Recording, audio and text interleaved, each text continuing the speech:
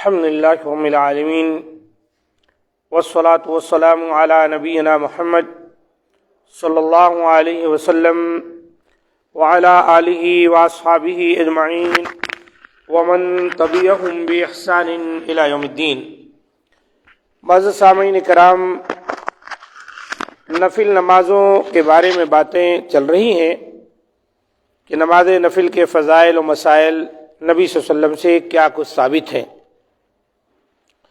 آج کے درس میں جو بات آئے گی وہ یہ ہے کہ حالت سفر میں سواری پر نفل نماز پڑھنا جائز ہے، چاہے سفر لمبا ہو یا مختصر۔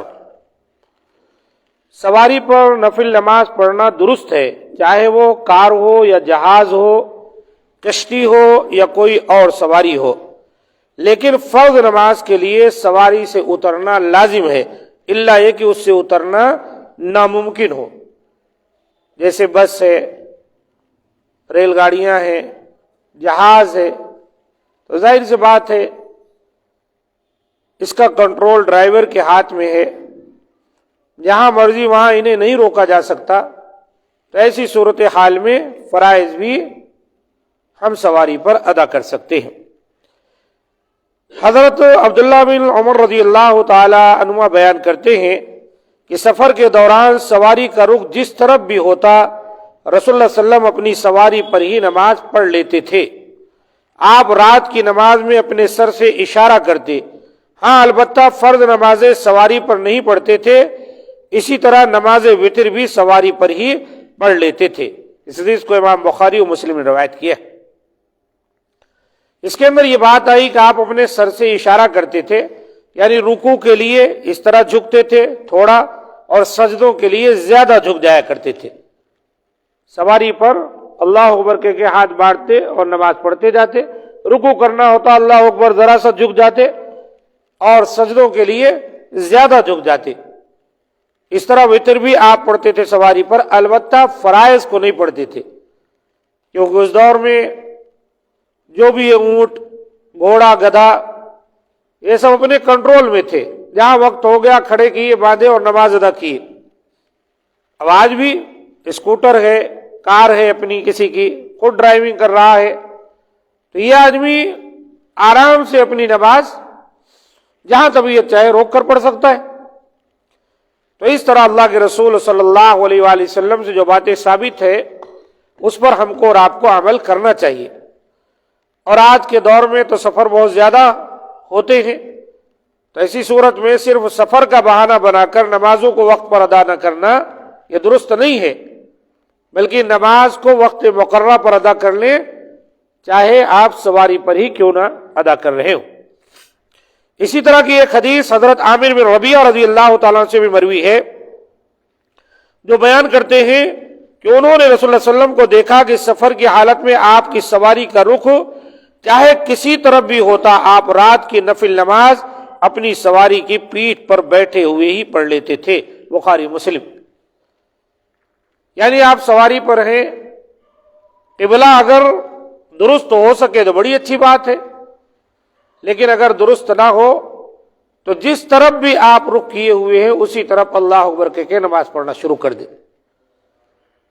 البتہ اللہ کے رسول صلی اللہ علیہ وسلم کے بارے میں آگے آ رہی حدیث کہ تکبیر تحریمہ آپ قبلہ رخ ہو کر کیا کرتے تھے، اور اس کے بعد پھر جس طرف بھی سواری کا رخ رہے آپ نماز پڑھتے ہوئے چلے جاتے تھے۔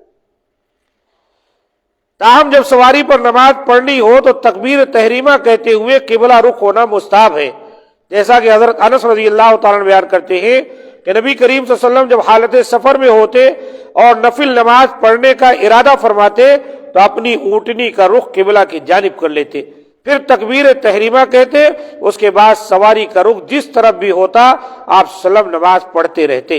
یہ حدیث ابو داؤد میں آئی ہے، اور وحسن الحافظ ابن حجر فی بلوغ المرام۔ تو معلوم یہ ہوئی بات، یہ تو تب ہے جبکہ سواری اپنے کنٹرول میں ہے، کہ آپ قبلہ رخ اس کو کیے اور پھر ہاتھ باندھے نماز پڑھ رہے، لیکن اب بہت سی سواریاں اپنے کنٹرول میں نہیں ہیں، بس ہے، ریل گاڑیاں، جہاز، اور بھی چاہے سمندر میں جو کشتیاں چلتی ہیں، ان کا کنٹرول اس کے ڈرائیور کے ہاتھ میں ہے۔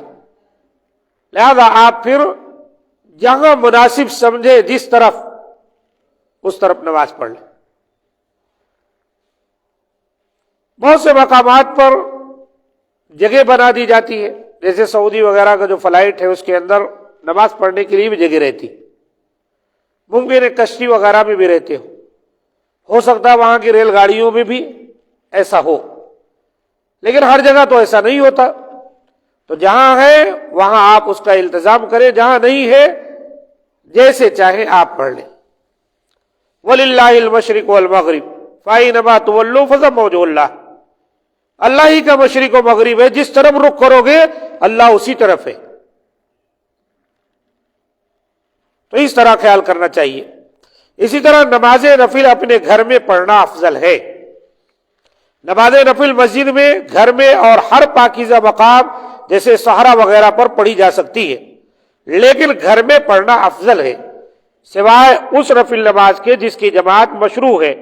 مثلا نماز تراویح جسے مسجد میں با جماعت پڑھنا افضل ہے، یا کسوف و خسوف کی نماز با جماعت ہو رہی ہے، یا اسی طرح استسقاء کی نماز جنگل بیابان میں کہیں پڑھی جا رہی ہے.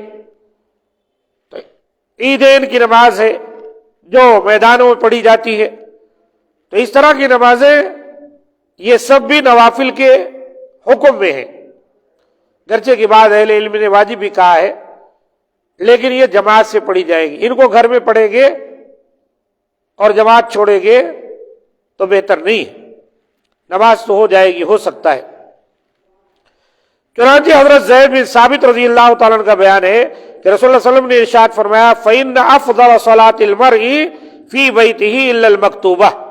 آدمی کی بہترین نماز وہ ہے جسے وہ اپنے گھر میں ادا کرے سوائے فرض نماز کے. بخاری مسلم کی حدیث. فرض نمازوں کے علاوہ سنتوں کو گھروں میں پڑھنا چاہیے، اس کی وجہ سے گھروں میں برکت بھی ہوتی. اللہ کے رسول نے فرمایا تم اپنے گھروں کو قبرستان نہ بناؤ، وہاں کے لیے بھی کچھ نمازیں چھوڑ دیا کرو، نوافل. تو یہ دراصل جو نوافل جن کا بیان ہو رہا ہے یہ نماز فرائض جو ہے، نماز جو فرض ہے ان سے پہلے اور بعد کی سنتیں. باقی جو ہے جیسے میں نے عیدین کا ذکر کیا، یا تراویح کی نماز ہے، یا استسقاء کی نماز ہے، یا کسوف و خسوف ہے، یہ تمام جماعت سے پڑھنی چاہیے. مسجد میں اگر اہتمام، مسجد میں میدان میں اہتمام ہے وہاں تنہا ادا نہیں کرنی چاہیے، الا یہ کہ کوئی گیا میدان میں اور عیدین ہو چکے تھے تو اس کو چاہیے 2 رکعت پڑھ لے. اللہ تعالیٰ سے دعا ہے کہ مولا کریم ہم تمام کو فرائض کے ساتھ ساتھ سنت کی پابندی کرنے کی توفیق دے، اور اس سلسلے میں جو کوتاہیاں سرزد ہوتی ہیں اللہ تعالیٰ محض اپنے فضل و کرم سے معاف فرمائے. یقیناً وہی ہر چیز پر قادر ہے. سبحان ربک رب العزت عما یصفون وسلام علی المرسلین والحمد للہ رب العالمین.